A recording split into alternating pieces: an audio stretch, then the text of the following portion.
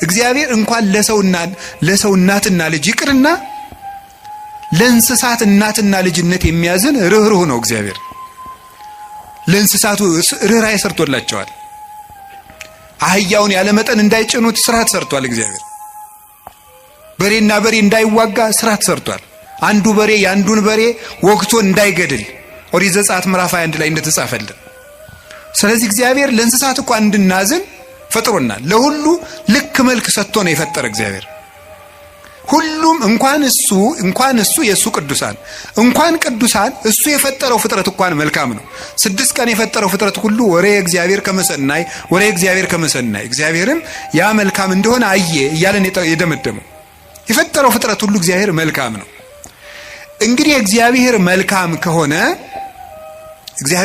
ከሆነ ቸርም ከሆነ እንዳንጠፋም የሚፈልግ ከሆነ እንድንድንም የሚፈልግ ከሆነ ቸርረኛችንም ከሆነ እሱን ከተጠጋን ምንም የሚነጥቀን ከሌለ በሱ ስም እያመንን እሱን ጥግ እያደረግን የሱን ስም እየጠራን እየጸለይን እያስቀደስን በጎው እግዚአብሔር የኪዶ ክፉ ይደርስብናል የሚል ጥያቄ ሁላችንም እንጠይቃለን።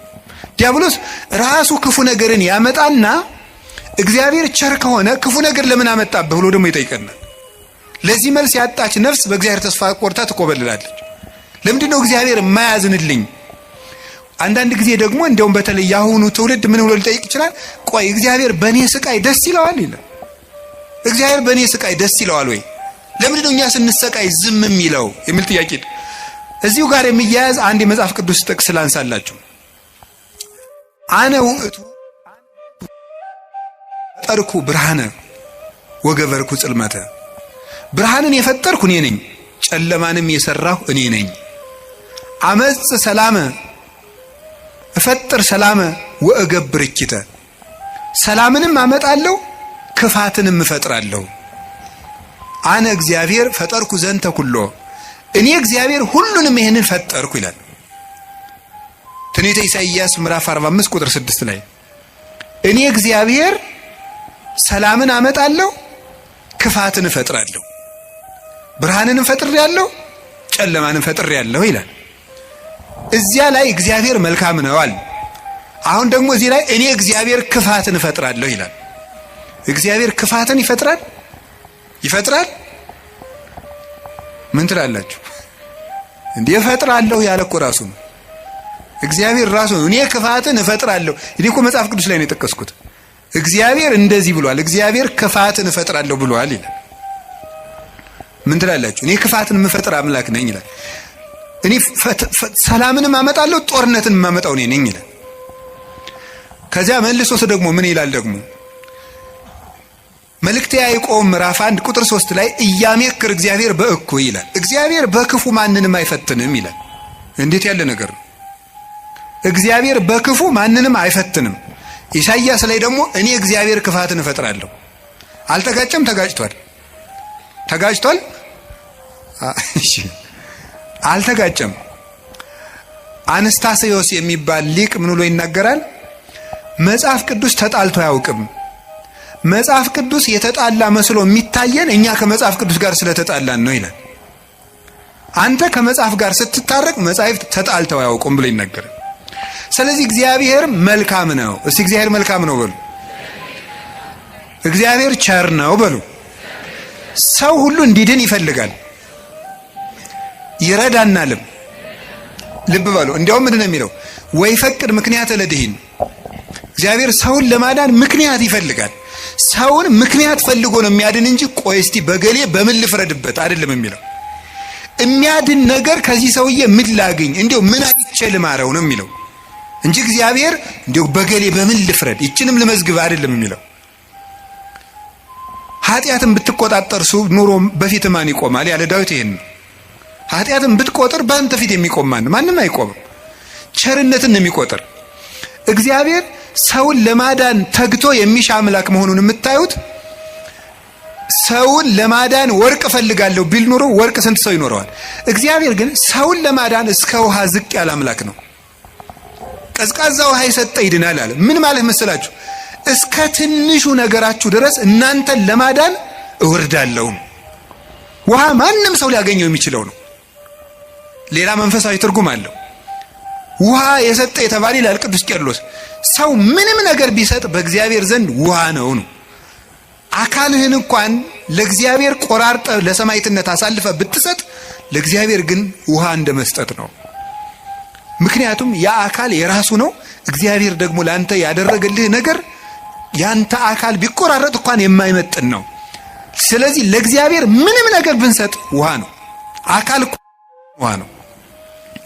እንደዚያ ከሆነ እግዚአብሔር እንደዚህ ያለ መልካም አምላክ እንዲህ ያለ መልካም አባት ከሆነ ለኛ የሞት አምላክ አኮ በመላክ ወአኮ በተንባል መላክ ልኮ አማላጅ ልኮ ሳይታረቀን ራሱ መጥቶ ከታረቀን እስከዚህ ድረስ ሰው የሚወድ አምላክ ከሆነ ለምንድነው እግዚአብሔር ክፉ የሚያመጣብን የሚል ጥያቄ ይኖራል። እግዚአብሔርስ በክፉ ይፈትናል ወይ? መልሱ አይፈትንም ነው። እስኪ አይፈትንም በሉ። እግዚአብሔር በክፉ ይፈትናል አይፈትንም? እግዚአብሔር ክፉ ይፈጥራል አይፈጥርም? እስኪ ነገር ይፈጥራል አይፈጥርም? አይፈጥርም። እግዚአብሔር እንዴ ይፈጥራል ብሎ አላልክም ቅድም ልትሉ ይችላላችሁ። እግዚአብሔር ክፉ አይፈጥርም። ታዲያ ምን ማለት ነው? ክፉ ሲመጣ ዝም ይላል ነው። እስኪ በሉ ንገሩ እንጂ ክፉ ሲመጣ እስኪ ለምሳሌ እንዲህ የሚል ነገር አለ። ሮሜ ምዕራፍ 13 ቁጥር 1 ላይ እስመ ይሰየም መኮንን ዘእንበለ ዘእምኀበ እግዚአብሔር ይላል።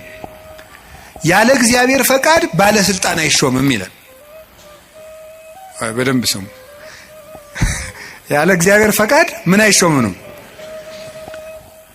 እና እንግዲህ ሁሉም ባለስልጣን እግዚአብሔር እየፈለገ ነው የሾመው ነው? አዎ አይደለም? ሁሉም ባለስልጣን ማለት ነው። እንደው የዛሬዎችን መገምገም ከፈራችሁ የድሮዎችን ገምግሙ፣ ችግር የለም። እውነቴን እኮ ነው ማለት ነው። ቢያንስ የድሮዎቹ መጥተው ምንም አያረጉንም ማለት ነው። ስለዚህ የድሮዎቹን መገምገም ትችላላችሁ። እና እንደ ሁሉንም እግዚአብሔር እየወደደ የተሾሙ ናቸው። ምን ይመስላችኋል? ይሄ እግዚአብሔር ክፉ ነገር ሲመጣ ይፈቅዳል ነው። እስቲ ይፈቅዳል በሉ። ይፈቅዳል የሚለው ነገር ፈቃድ እግዚአብሔር የሚባለው ሁለት ትርጉም አለው። ፈቃድ እግዚአብሔር የሚባለው አንደኛው ውዴታ ነው። ሁለተኛው ደግሞ ይሁን ማለት ነው። የእንግሊዘኛ ቃላትን ለመጠቀም ይቅርታ አድርጉልኝ፣ ልጠቀም ነው ገና ስለ ቅርብ ለማድረግ ለእናንተ እንዲመቸኝ ነው። የመጀመሪያው ምን ይባላል? ፐርሚሽን ይባላል። እስቲ ፐርሚሽን በሉ እንጂ። ሁለተኛው ዊል ይባላል። እስቲ ዊል በሉ። እሺ ፐርሚሽን ማለት ምን ማለት ነው? እናንተ ኃጢአት ስትሰሩ እኔም ስሰራ እግዚአብሔር ይፈቅድልናል። ምን ማለት ነው ይሄ? ይፈቅድልናል ማለት እግዚአብሔር እኔ ኃጢአት ስሰራ ደስ ይለዋል ማለት ነው። ይሄ ምን ነው የሚባለው? ፐርሚሽን ይባላል። ስራ ከጠቀመህ ስራ ነው። ኃጢአት አይጠቅምህም ብዬ እኔ ነግሬሃለሁ፣ ይጠቅመኛል ካልክ ስራ ብሎ ይተውሃል ማለት ነው። መተው እሱ ፐርሚሽን ይባላል። ያሰናብተናል። ስለ እግዚአብሔር ክፋት እንዲሰራ ያደርጋል ማለት ክፋት እንዲሰራ ሰዎችን ይተዋቸዋል፣ እንዲሰራ ያደርጋል። ዊል የሚባለው ደግሞ ወዶ የሚሰራው እግዚአብሔር እንድንጸልይ ይፈቅዳል በሉ፣ እንድንጾም፣ እንድንጸድቅ፣ እንድንታረቅ ይሄ ፈቃድ ነው ይባላል። ይሄ ፈቃድ ማለት ነው ውዴታ፣ ወዶ የሚያደርግልን ነገር። ገብቷችኋል? ልዩነቱ ገብቷችኋል? እሺ ይፈቅዳል ማለት የመጀመሪያው ፈቃድ እግዚአብሔር ነው ይላል። ዝም ብሎ ምንድነው ፈቃድ እግዚአብሔር? ያለ ፈቃድ እግዚአብሔር ባለስልጣናት አይሾሙም ማለት ከየት ነው የምታስገቡት? ክፉ ሰዎች ሲሾሙ ምን ይላቸዋል ነው? ዝም ይላቸዋል ነው፣ ይተዋቸዋል ነው እንጂ ሰዎቹን ናማ እናት የተሾምና ሰውን ጨርስልኝ አይላቸው። እግዚአብሔር እንደዚያ ብሎ ይሾማል ማለት አይደለም። እንደዚያ ሳይሆን የሚያደርገው እግዚአብሔር ክፉዎች ሲሾሙ ዝም ይላል። ለምንድነው ዝም የሚለው? እግዚአብሔር ነው ክፉ ነገር ሲመጣ። ስለዚህ ክፋትን እፈጥራለሁ ማለቱ ክፉ ሲመጣ ዝም እላለሁ ነው። ወይም ምን ማለት መሰላችሁ? የእግዚአብሔር እጅ አጥር ነው፣ ጠባቂ ነው፣ ረድኤት ነው።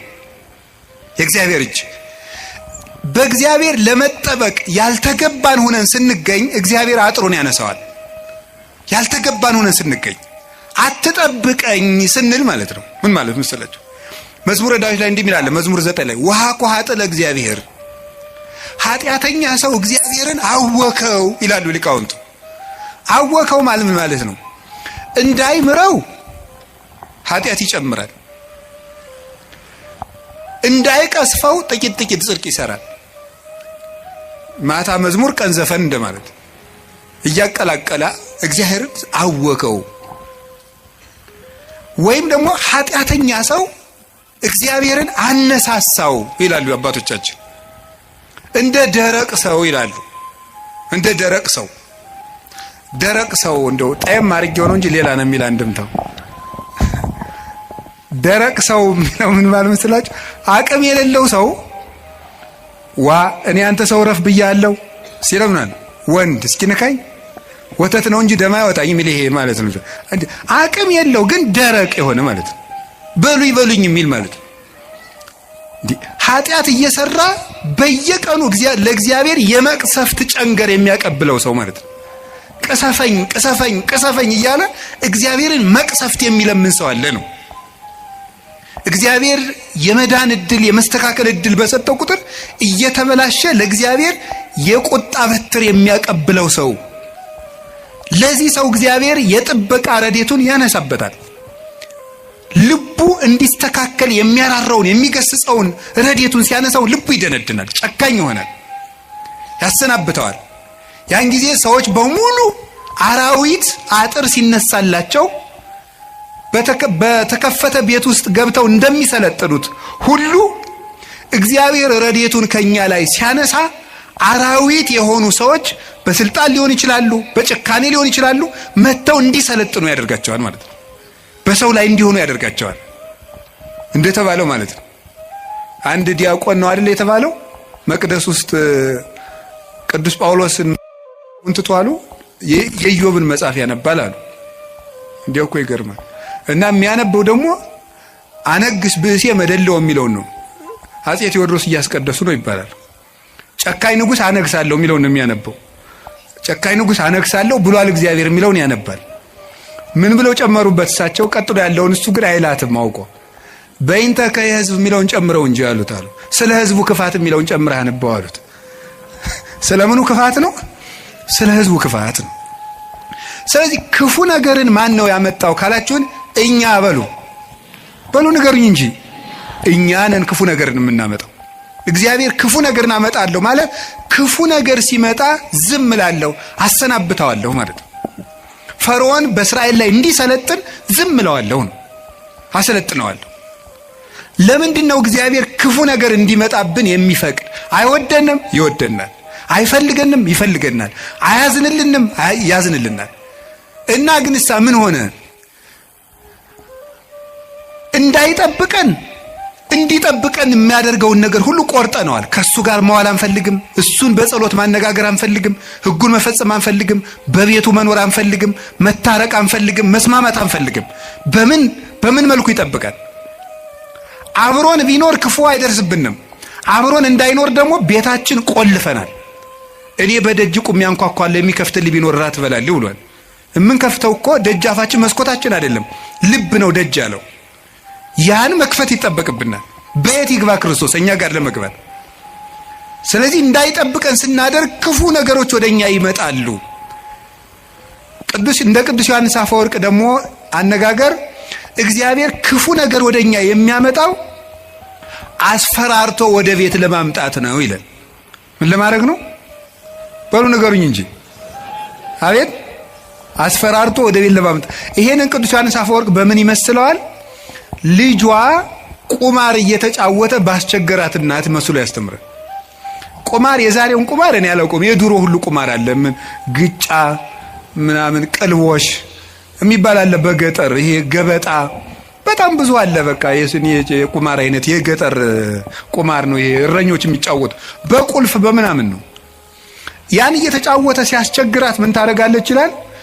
ማስክ የለበሱ የሚያስፈራሩ ጎልማሶችን ከጎረቤት ትልክበታለች ይላል። ሕፃን ሆኖ እያካስቸገራት የሚሉ ሰዎች ትልክበታለች። ያ ሕፃን ልጅ በእነዚያ ተስፈራርቶ ምን እንዲያደርግ ይመስላችኋል? እየሮጠ ወደ እናቱ ቤት እንዲመጣ ነው። እንደዚያ የምታደርገው እናቱ ልጇን ጠልታ ሳይሆን ልጇ ከዚያ ነገር እንዲወጣ የሚያስፈራሩ ሰዎችን ትልክበታለች። እግዚአብሔር ክፉ ነገሮች ወደኛ ሲመጡ ዝም የሚላቸው ዋናው ምክንያት ምንድነው ሲባል እነዚያ ነገሮች እንኳን ቢሆን አስፈራርተውን ቃል እግዚአብሔር ስላልመለሰን፣ ምክር ስላልመለሰን፣ ንስሐ አባት ስላልመለሰን፣ መጽሐፍ ስላልመለሰን፣ ስብከት ስላልመለሰን፣ ምንም ነገር ስላልመለሰን ቢያንስ የሚያስፈራሩ ነገሮችን እንኳን መተው ወደ ቤቴ ቢመጡ ብሎ ነው። አይታችኋል አይደለም? አሁን በኮቪድ ጊዜ ሰው እግዚኦ ማረነ ክርስቶስ እንደዚያን ጊዜ እኮ ታምር እኮ ነው፣ ታምር ነው። እኔ እንደውም ይገርማቸዋል አጠቃላይ እኔ የዛን ጊዜ አንድ ጊዜ በኮቪድ ጊዜ አንድ ወረዳ ገጠር ወረዳ ላይ ሄጄ ነበርና መነኮሳት ጓደኞች አሉኝ አባቶች፣ የወረዳው ካቢኔ በሙሉ ንስሐ ገባ ከነሱ። እንደው ሁሉ ጊዜ ኮቪድ በሆነ አልኩኝ እኔ እንደው ካቢኔ ሁሉ ንስሐ እንዲገባ እንደው ኮቪድ ትንሽ ቆየት ባለ ያስብላል በእውነቱ ማለት ነው። አሁን ሰው ይውላችሁ እግዚአብሔር የሚያስፈራሩ ነገሮችን የሚልክብን ለዚህ ነው። አንድ ችግር ሲገጥመን እንሰበሰብ። አምና የነነዌ እንግዲህ ታስታውሳላችሁ አይደል? ሁሉ ጊዜ እንሰበሰባለን። ችግር ሲመጣ እግዚኦ ማረነ ክርስቶስ እንላለን። እናቲቱ ግን እነዚያን የሚያስፈራሩ ነገሮችን የምትልክ መልሶ ወደ ቁማሩ እንዲሄድ አይደለም፣ ልጇ ከቤቷ ቁም ነገረኛ ሆኖ እንዲቀር ነው። እግዚአብሔር የሚያስፈራሩ ነገሮችን ብቅ የሚያደርጋቸው መከራዎችን እንዲመጡ የሚያደርገው እኛን ስለሚጠላን አይደለም፣ እንዲሰበስበን ነው። እግዚአብሔር ለነነዌ ሰዎች የሚገለብጥ መከራ መጣለው ያላቸው ተመልከቱ። ይሄን የእናትነት ስራ ነው የሰራው እግዚአብሔር። ሊያጠፋቸው ፈልጎ አይደለም፣ አስፈርቶ ወደሱ ማምጣት ነው የፈለገ። ቅዱስ ያሬድ ለዚህ ነው አንተ አቡነ ወአንተ እምነ ያለው። አንተ አባታችን ነህ፣ አንተ እናታችን ነህ። እግዚአብሔር እናት ነው። ልጆቹ እንዲከፉበት ስለማይፈልግ የሚያስፈራሩ ነገሮች ዮናስን እኮ ያለው ሂድና አስፈራራ ነው ያለው። አስፈራራቸው ፈርተው እንዲመለሱ ማለት ነው። ተጽናንቶ መመለስ ያቃተው ቢያንስ ፈርቶ እንዲመለስ ነው። ስለዚህ ፈርተው ተመለሱ። እግዚአብሔር ክፉ ነገሮችን የሚልካቸው ወይም ሰይጣን ክፉ ነገሮችን እንዲያመጣ እግዚአብሔር ዝም የሚለው ለምንድን ነው ካላችሁኝ፣ ፈርተን እንድንመለስ ነው። ምን አላችሁኝ? ምን አላችሁኝ? ምን አላችሁኝ? አንዳንድ ጊዜ ሕፃን ሆነን ስናስቸግር ትዝ ይላችኋል። ለከተማ ሰው ብዙ ምሳሌ ቅርብ አይደለም። አንተ ነዚያ ምድጃ እየቆሰቆስክ ያደክረው እኛ ስቶቭ ነን እንዳትሉ። እኛው ምድጃ ሲነድ ድሮ እሳት ማማ እያልን እናስቸግራለን። እሳት እኮ ነው የምንለምነው። ከዚያ መጨረሻ ላይ እምቢ ካል ኡፍ እያሉ ያስፈራሩናል። እምቢ ካልን አይ እንግዲህ ቀመሰው ብለው ተርኮስ ያደርጉናል። ድግም ቀን እሳት የሚባል አንቀምሳትም ከዚያ በኋላ ማለት ነው። እግዚአብሔር እንደዚያ ነው። ኡፍ ይለናል። እናታችን አባታችን ስለሆነ መመለስ ካቃተን አንዳንድ ጊዜም ተርኮስ ያደርገናል። ድግም ቀን እንዳይደግመን ማለት ነው። እና እግዚአብሔር ስለሚጠላን እንዳይመስላችሁ። እኔ እውነቴን እኮ ነው። እንዴት አድርጎ እንደሚወደን ተመልከቱ። አሁን እናት ልጇን በእሳት መተርኮስ ፈልጋ ነው አይደለም። ልጄ ጨርሶ ከሚቃጠል እንደው ትንሽ ይተኩሰውና ለሌላ ቀን እንዳይቃጠልብኝ ነው ነገሩ እኮ። እግዚአብሔር ገሃነም እንዳይበላን እኮ ነው ትንንሽ ነገሮችን የሚተረኩሰን። ገንዘቦቻችን በማሳጣት ዘመድ እንዲሞትብን፣ ጓደኛ እንዲለየን በማድረግ ከሹመት እንዲሻሩ፣ እንድናጣ፣ እንድንዋረድ፣ ኃጢአት ስንሰራ የሚያዋርዱንን ሰዎች በመላክ ሰዎች እንዲደርሱብን በማድረግ በማጋለጥ ኋላ ከምትጋለጥ ዛሬ ባጋለጥ ብሎ የሚያዋርዱ ሰዎችን ጭምር በመላክ እግዚአብሔር እኛን ትንሽ ተርኮስ እያደረገ ወደ ቤቱ ያመጣናል። እንዴት እንደሚወደን ተመልከቱ። ፈተና በመጣብን ጊዜ እግዚአብሔር እንደሚወዳችሁ ተመልከቱ። እውነቴን የምነግራችሁ ጌታ ሆይ ለምንድን ነው እንዲሁ አክስቴም ሳምንት ዕለት ሞተች፣ እናቴ ደግሞ የዛሬ ወር፣ እንደገና ደግሞ የዛሬ 2 ወር ከስራ ተባረርኩ፣ እንደገና ደግሞ ይሄ ቀደረብኝ፣ ደግሞ ይሄኛው ተቃጠለብኝ፣ እንደዚህ አለብኝ፣ ጠልታይ ነው ወይ እባክህን ወይም እባክሽን ልጄ ወደ ቤቴ ኑ ማለቱ ነበር። እንዲህ አድርገህ ትፈልገኛለህ ወይ? ራስቼ ስለኖርኩ እማስታውስበት መከራ ሰጠኸኝ ተብሎ ነው መመስገን ያለበት። አንተን እንዳስታውስህ የመጥሪያ ደብዳቤ ላክልኝ ነው። መጽሐፍ ቅዱስን ደብዳቤ ጽፎ ላከ፣ ንስሐ አባት ላከ፣ መጽሐፍትን ጽፎ ላከ፣ በቅዳሴ ጠራን፣ በትምህርት ጠራን፣ በመዝሙር ጠራን፣ ወንድሞቻችን ሲመጡ በመከራ ጠራን፣ አልተመለስንም። መጨረሻ ላይ ደግሞ የመከራ መልእክት ይልካል። እባካችሁ ኑ ነው። ለምኖ የሚያድን አምላክ እንደ እግዚአብሔር ያለ አለ እንዴ? ለምኖ እኮ ነው የሚያድነን። አሁን ሙሴን አላያችሁትም? እንዴት አስፈራርቶ መመለስ እንደፈለገ። እስራኤል ጣዖት ሲያመልኩ ሙሴ አቤት ተወኝ ማይጄ ላጠፋቸው ነው። አሁን ሙሴ እግዚአብሔር ጨብጦ ስር ይዞት ሂጄ ላጠፋቸው ነው። እንዲሁ እኮ ይገርማል እኮ እግዚአብሔር የሚያደርገው ነገር። ኧረ ተው አታጥፋ እንዴ ማብላት ሲያቅተው ጊዜ በረሃ አምጥቶ ጨረሳቸው ነው የሚለው አለ ሙሴ። እግዚአብሔር እንዳይሰደብበት ነው እሱ። 40 ዓመት ማብላት ሲያቅተው በረሃ አምጥቶ ጨረሳቸው ነው የሚለው አሉ። እንዲያውም እነሱን አታጥፋ አባቶቻችን ሲተረጉሙ አሁን እግዚአብሔር ሊያጠፋቸው ወዶ አይደለም ሙሴ እንዲሰራቸው እንዲቀጣቸው ብለው ነው እንጂ ይላሉ። እንግዲያስ ሂድና ቀጣ አለው። ሰርቶ ቀጥቶ እስራኤልን ወደ ራሱ ሰበሰባቸው። በማስፈራራት እንድንመለስ እግዚአብሔር ክፉ ነገር እንዲመጣ ያደርጋል። ከቃሉ ጋር ናቸው። ከቃሉ ጋር ናቸው። እግዚአብሔር ከሁላችን ጋር ይሁን። ስንት ሰው ነው እግዚአብሔር በሚያውቀው እንዴ ተነግሮ እኔ እንዲያው አሁን ሰውየው መዚህ ስለሌለ ተመስገን ነው ልናገር። ተነግሮ ይሄንም አይሰማውም ችግር የለም። ተነግሮ አልሰማ ያለ ሰውዬ የሳምባ ቲቪ ገብገብ ሲያደርገው የቆረበ ሰውን ያውቃሉ። ተመስገን ነው። እንኳን ቲቪ መጣ እንዲህ እውነቴን እኮ ነው የምነግራችሁ። ተርኩት ስንት ሰው ነው ስንት አመፀኛ ነው ጸበል እንደምን ሰነበታቸው አማን ነው ሰላም ነው ፒስ ነው የሚለው ሁሉ ጸበል ሲሄድ እግዚአብሔር ይመስገን የሚለው እንዲው እግዚአብሔር ማን ይተርኩሰን እንጂ ነው እውነቴን እኮ ነው የምነግራችሁ። እግዚአብሔር ማን ይተርኩሰን። ምድር ጠቧችሁ እኮ የምትራመዱት ሁሉ ጸበል ስትል ኩምሽሽ በቃ እንዲው ለተቸገረ እንድናዝን አረማመዳችን እንኳን ልክ እንዲኖረው ንግግራችን መጠን እንዲያበጅ እግዚአብሔር ማን ይተርኩሰን እንጂ ተነግረን ሰምተናል እንዴ? እውነቴን ነው። ስለዚህ ስንቶቻችሁን እስቲ አሁን እዚህ ውስጥ ራሱ ብቆሰቁስ እዚህ ከተሰበሰበው ውስጥ እግዚአብሔር በሚያውቀው እግዚአብሔር ነቅሶ ቢያወጣ ሲቸግራችሁ ወደ ቤተ ክርስቲያን የመጣችሁ ስንቶቻችሁ ናችሁ? ወይ ባለ ትዳሮች ሲጣሉ እኮ ነው ባጋባናቸው በ20 ዓመታቸው እኮ ነው ቤተክርስቲያን የሚመጡ ሲጣሉ ነው። ይሄው ከተጋባና ዓመታችን ነው ምላትን አትሰማኝም ምንም አታዳምጠኝም ማለት ይጀምራል ማለት 20 ዓመት ጠፍቶ ኖሮ ምናምን መከራውን ነው ተደዝድዞ ነው ወዲያ መከራችን ምን ተመስገን ነው እንኳን መጣችሁ። ዋናው መሸም ነጋም መምጣታችሁ ነው። ስለዚህ እግዚአብሔር ሰው ሁሉ ራሱን እንዲጠላ ሊያደርግ ይችላል። እንድንመጣም ከፈለገ እግዚአብሔር ሰው እንዲጠላን አያደርግም። ሰው እንዲጠላን ሰይጣን ሲያደርግ ዝም ይላል። ይሄ እግዚአብሔር እኛን የሚጠራበት መንገድ ነው። በቸርነቱ ወደ ቤቱ ይጥራል። የነነዌ ሰዎች የሚያስተምሩን ይሄንን ነው። እኛም ነገ ከነገ ወዲያ አሁን ሁላችሁም ችግር ካለባችሁ እግዚአብሔር ጠልቶኝ ነው አትበሉ። እግዚአብሔር ወደ ቤቱ ሊጠራኝ ፈልጎ ነው ማለት ያለብን። ከቃሉ ጋር ናችሁ። እግዚአብሔር ከሁላችን ጋር ይሁን። ሁለተኛው እግዚአብሔር ክፉ ነገር ሲመጣብን ለምንድን ነው ዝም የሚለው ካላችሁን ለመጥራት ነው ብያችኋለሁ። የኃጢአት ይቅርታ ለማድረግ ነው። የኃጢአት ይቅርታ ለማድረግ አንዳንዱን ሰው እግዚአብሔር በበሽታ የኃጢአት ይቅርታ ይሰጠዋል። አንዳንዱን ሰው ገንዘቡን አሳጥቶ ሰውነቱን ከመቅሰፍ ይሰውረዋል። ገንዘብ የሰውነት ቤዛ ነው ይላሉ አባቶቻችን። ኦሪት ነው ያለችው። በሰውየው ላይ ሊመጣ የነበረውን ችግር በገንዘቡ ላይ ያሳልፍለታል። በዚያው እንደ የከተማ ሰው ጦሱን ይዞ ይሄድ ይላል። የገጠር ሰው በዚያው ያሳልፈው ይላል። ያው አንድ ነው ቋንቋ። ያም ጦሱን ይዞ ይሄድ ምንድነው? ጦስ ምንድነው? ታውቁታላችሁ? የሰውነት ገንዘብ የሰውነት ቤዛ ነው። የኃጢአት ይቅርታ እንድናገኝ ምን ያደርጋል መሰላችሁ? በሽታን ያመጣል፣ ደዌን ያመጣል። ያ ደዌ ኃጢአት ደዌ ዘኃጢአት ደዌ ሰሴት ይላሉ አባቶቻችን። የኃጢአት ይቅርታ እንድናገኝ ደዌን ያመጣል። ስለዚህ እግዚአብሔር ለምን እንደሚያደርገው ሲባል ይቅርታ ለመስጠት ገስጾ ቆንጥጦ ነፍሱን ላትርፈው ብሎ ማለት ነው። እንዲሁም አባቶቻችን ምን ይላሉ?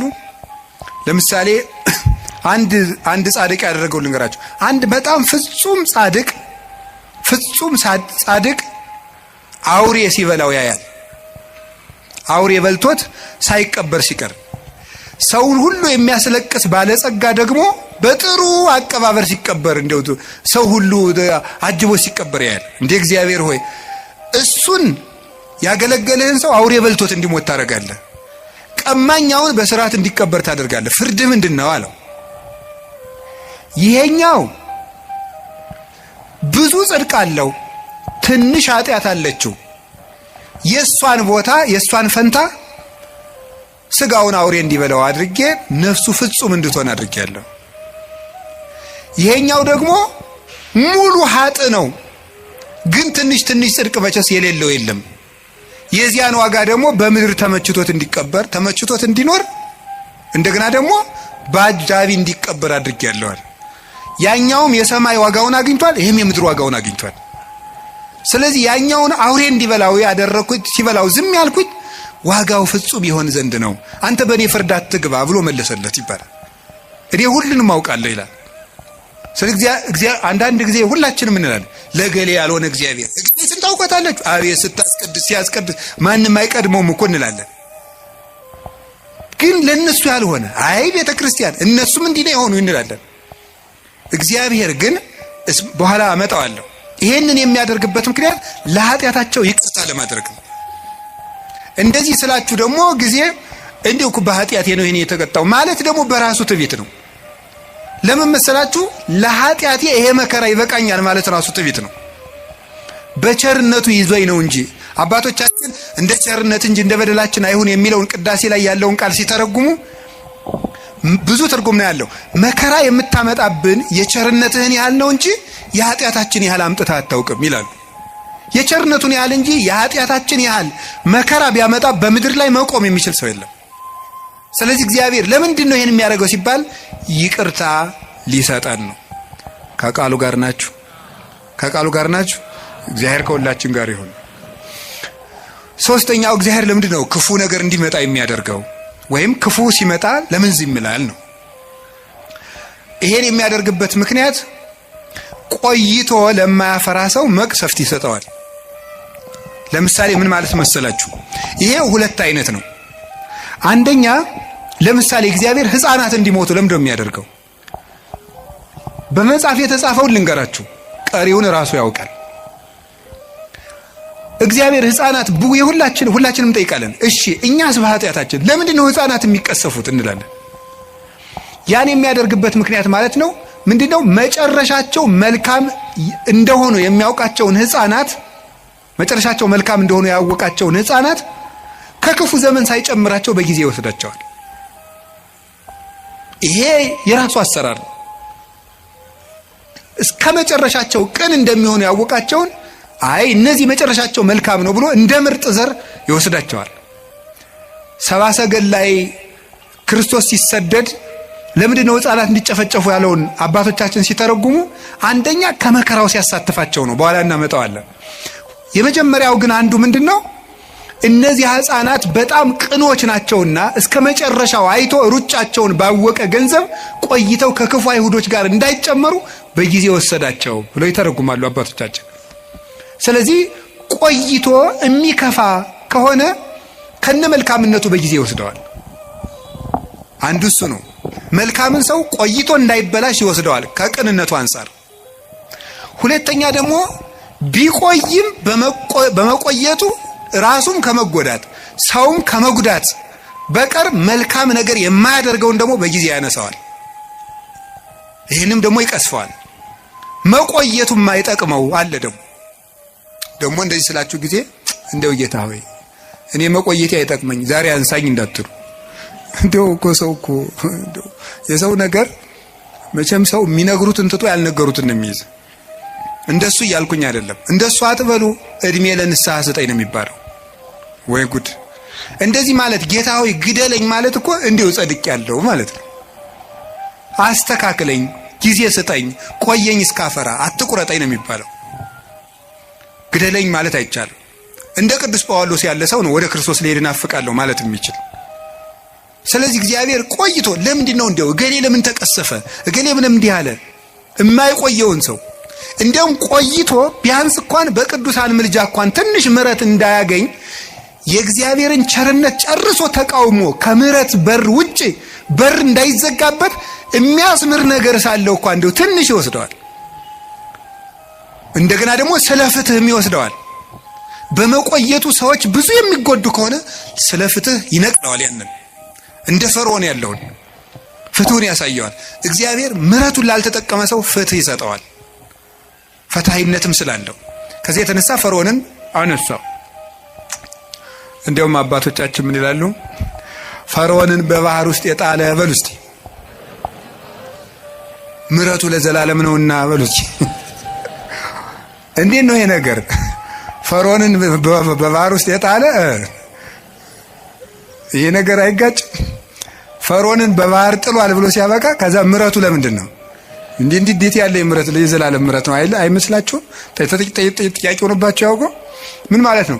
ፈርዖን ቢቆይ ኑሮ ላንተኛው ደግሞ በእግዚአብሔር ከዚያ የባሰ የሚያስመጣበትን ነገር ይሰራል እና እንደው ባህር ውስጥ መክተቱ ምሕረት ነው ይላል። ቸር ስለሆነ ነው እንኳን ከተተው ባህር ውስጥ ማለት ነው። ከዚያ የባሰ ምን ሊመጣበት ኑሯል ብትሉኝ እግዚአብሔር ያውቃል፣ እኔ አላውቅም። እግዚአብሔር የባሰ ነገር እንዳንገባ እንደው ወደ አንዱ ጉድጓድም ቢሆን ተገፍተን እንድንገባ ያደርጋል እግዚአብሔር። ስለዚህ ለፈርዖንም ቸር ነው ማለት ነው እግዚአብሔር። እስቲ እግዚአብሔር በሉ። ለፈርዖንም ምንድነው? ቸር ነው። ያረገለትን አላያችሁም እንዴ? አድርጎለታል እኮ በአንበጣ እየቀጣ፣ በዝንብ እየቀጣ፣ በውሃ እየቀጣ፣ በጓጉንቸር እየቀጣ፣ በልጅ ሞት እየቀጣ አሳይ፣ በከብት ሞት እየቀጣ፣ በበረዶ በደረቅ በጋ እያወረደ ከሳት ጋር አሳየው። 10 ቸርነት እኮ ያደርጋል። 10 ቸርነት አድርጎ እግዚአብሔር አንድ መቅሰፍት ነው ያመጣ። እሱም ቸርነት ነው ሊቃውንቱ ያሉ። እሱም ቸርነት ነው። ፈርዖን መቆየቱ የባሰ ከእግዚአብሔር ጋር እየታገለ እንዳይማር ይሆናል ይሉ የለ አባቶቻችን።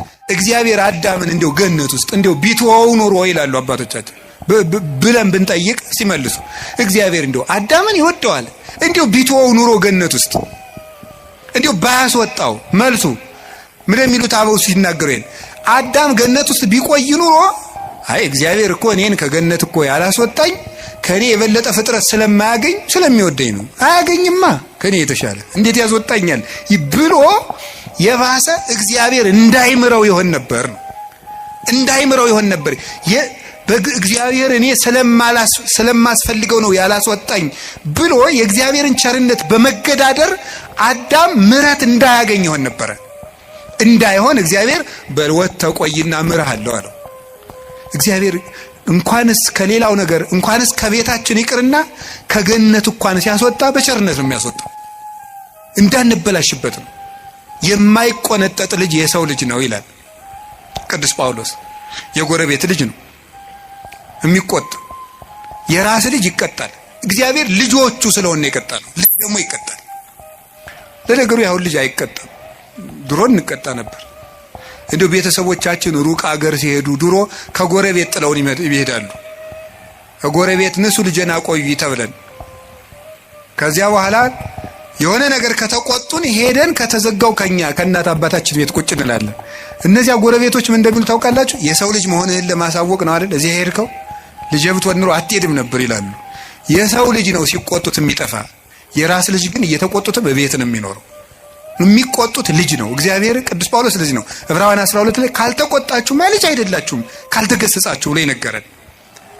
እና እግዚአብሔር የሚያደርገው ለክፎች ለበጎች ፍትህ እንዲያገኙ፣ ክፎች ደግሞ በመቆየታቸው ስለማይጠቀሙ ይሄን ያደርጋል። ለክፎች ደግሞ ለምን ዘመን ይሰጣቸዋል? ንስሐ እንዲገቡ። ይሄን በማድረግ ነው። ከቃሉ ጋር ናችሁ። ስለዚህ እግዚአብሔር ክፉ ነገር እንዲመጣ የሚያደርገው በዚህ ምክንያት ነው። ሌላ የተወሰኑ ነጥቦችን ልንገራችሁ። አሁን ይሄ ለምን ክፉ ነገር እንዲመጣ ያደርጋል እግዚአብሔር ነው። አሁን ወደ ርዕሳችን ልመልሳችሁ። እግዚአብሔር ለምን ሰይጣን እንዲፈትነን ምን ይልለታል ነው? ይፈቅድለታል ነው። የመጀመሪያው ነፃ ፈቃድ ስለሰጠን ነው።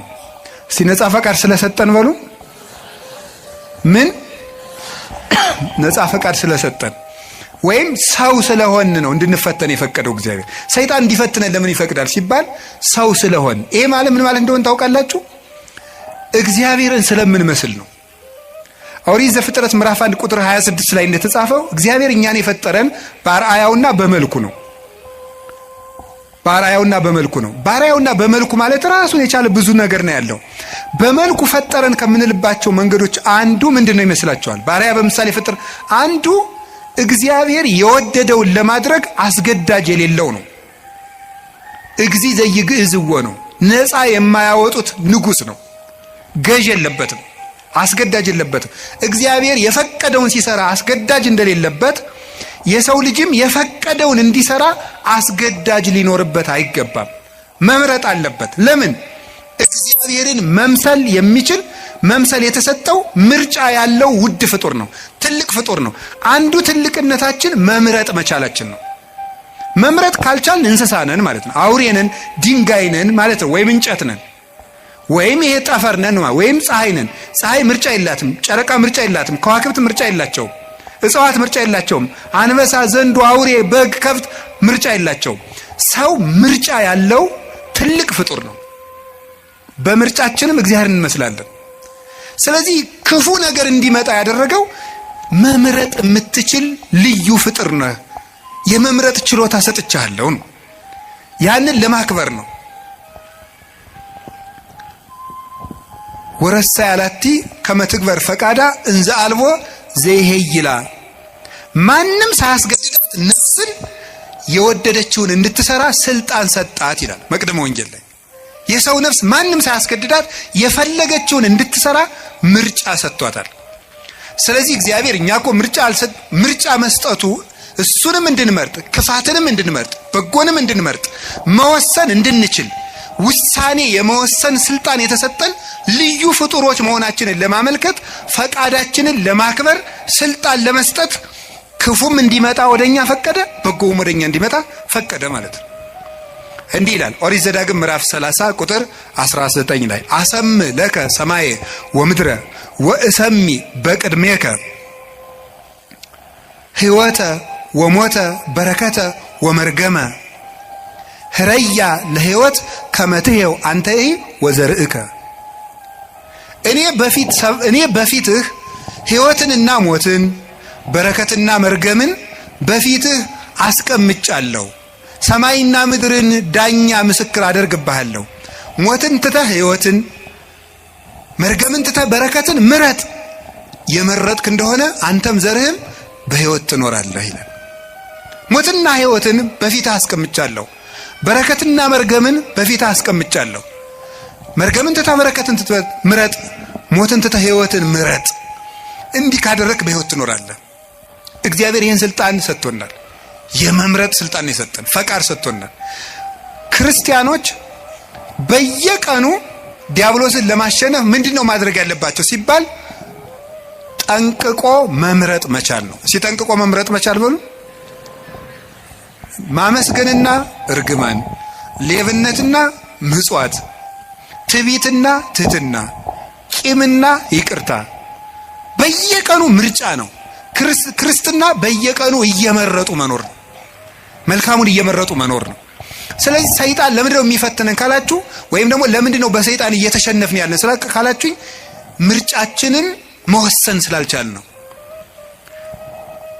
እግዚአብሔር ለምንድነው ሰይጣን የሚፈትነን ከሆነ በእኛ የሚፈርድብን ለምንድነው ከተባለ መርጠን የምንገዛኛ ነን እንጂ እስቲ በሞቴ አንተ ና አፍንጫህን ብዬ ሳልጥልህ ና ሲጋራ ጭስ።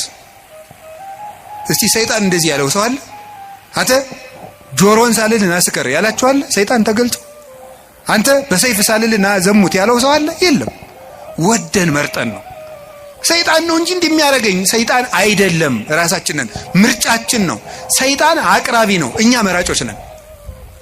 እግዚአብሔር ደግሞ እንድንመርጥ ያደረገን ክብር ሰጥቶን ነው። እስቲ መርጣችሁ ኑሩ። ሰምታችኋል አይደለም? እንዴ ዝም ብሎ እግዚአብሔር ዝም ብሎ እንደ ራሳችን ኮምፒውተር እና ስልክ ዝም ብሎ በፓስወርድ የሚዘጋን የሚቆልፈን ሳይሆን ራስህን መዝጋት መክፈት የምትችል ነህ።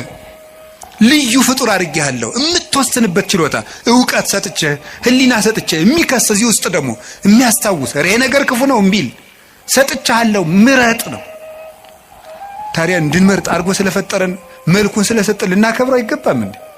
እንዲሁ ዝም ብሎ እንደ በሬ ፕሮግራም ስላላደረገን በሬ በቃ እንዲሁ ነው ኑሮ ብሎታ ይኖራል። ምርጫ የለውም። የሚበላውም ምርጫ የለውም። ያው የኔ የተወሰነለትን እንዲሁ ሰሞኑን ቲማቲም ልብላ ይላል በሬ ይላል። እስኪ ንገሪ፣ ኧረ እንዲሁ ሻዩ ላይ ቅርንፉድ ጨምሩበት ይላል በሬ አለ። ምርጫ አለው። እኛ እኮ መምረጥ ስለቻልን እኮ ነው። ይህ ደስ አይላችሁ? የምለብሰው ይሄኛው ነው፣ ይሄ እንዲህ አይነት ሸሚዝ ደስ አይለኝም እምትል እኮ መራጭ አድርጎ ስለፈጠረ ንጉሥ አድርጎ ነው እኮ የፈጠረ። በራስ እንድትወስን እንድንወስን አድርጎ አንግሶ ነው የፈጠረን። ሰብሰን ዘንጉሥ ውእቱ እያይመረ ሰው ንጉሥ ነበር አላወቀም ነው። ማንም ሳይወስንበት የሰው ልጅ ሕይወቱን እንዲወስን እግዚአብሔር ስልጣን ሰጥቶታል። የመለኮት ተሳታፊ ነው። ሱታፊ አምላክ አለው። እግዚአብሔርን ይመስላል። እግዚአብሔር ሳያስገድደው በከመ ፈቀደ ይገብር ወበከመ ሀለ ይፈጽም አልቦ ዘይብሎ ምን ተገበርከ ዘንታ ይሰምከው ዘንታ ሰነይከ። እግዚአብሔር እንደወደደ እንዲወስን ሰው እንደወደደ እንዲወስን ፈጥሮታል። ከቃሉ ጋር ናችሁ? ከቃሉ ጋር ናችሁ? ስለዚህ አሁን ሁላችሁም ሰይጣን እኛን እየገዛን ያለ በምንድን ነው ካላችሁ ነፃ ፈቃዳችንን ተጠቅሙ። እስኪ በሉ አቤት። እንዲያውም አንድ ቅዱስ ዮሐንስ አፈወርቅ የሚለው እንዴ ውብ ሴት ባየህ ጊዜ እግዚአብሔርን ለምን ውብ አድርጎ ፈጠረ ትላለህ እንዴ ይላል። ታዲያ ምንድነው ማለት ያለብህ? የራስህን ፈቃድ ተቆጣጠር እንጂ እግዚአብሔር ለምን ውብ አድርጎ ፈጠረ ትላለህ እንዴ? ብረቱ ላይ ሄደህ እጅ ቢቆረጥ እግዚአብሔር ለምን ብረት ፈጠረ ትላለህ? ራስህ ባለማስተዋል ተቆርጠህ ማለት። ሰይጣንን የሚቀልድብን በምንድን ነው ካላችሁ በፈቃዳችን ነው። አሁንም ቢሆን በዚህ ዘመን የተሳሳቱ ስብከቶች አሉ። ሰይጣን ማንኛውም ሰው ላይ አለ የሚል ስብከት የለም። ሰይጣን ማንኛውም ሰው እየገዛው ነው፣ አይገዛውም። ነፃ ፈቃድህን ከተጠቀምክ ሰይጣን አይገዛችሁም። ፈቃድ እኔ ሰይጣንን አለ ይሁን ምን አለ መሰላችሁ? ቅዱስ ያዕቆብ ሲናገር ያዕቆብ ምዕራፍ 4 ቁጥር 4 እስከ 6 ሲናገር ምን አለ? ኦሆ በልዎ ለእግዚአብሔር እንብየ በልዎ ለጋኔን ወይርቅ እምኔክሙ። እግዚአብሔርን እሺ በሉት ጋኔንን እምቢ በሉት ከእናንተም ይርቃል ይላል። እግዚአብሔርን እሺ በሉት ጋኔንን እምቢ በሉት ከእናንተም ይርቃል። ሰይጣንን እምቢ በማለት ማራቅ ይቻላል። አልፈልግም በማለት በፍላጎታችን ሰይጣንን አለማቅረብ እንችላለን። በፍላጎታችን የእግዚአብሔር መሆን እንችላለን። የእግዚአብሔር መሆንም ፈቃድ ነው። አሁን አንድ ሰው ይላል እንዲሁ እግዚአብሔር እንዲሁ ጥሩ ሰው ቢያደርገኝ ይላል። እንዴ የወራችሁ እንዴ ሰው እኮ እንጨት አይደለም፣ በግድ አይጠረም። ፈቃድ ያለው ፍጡር ነው። አፈቅዶ ነው የሚያድነህ።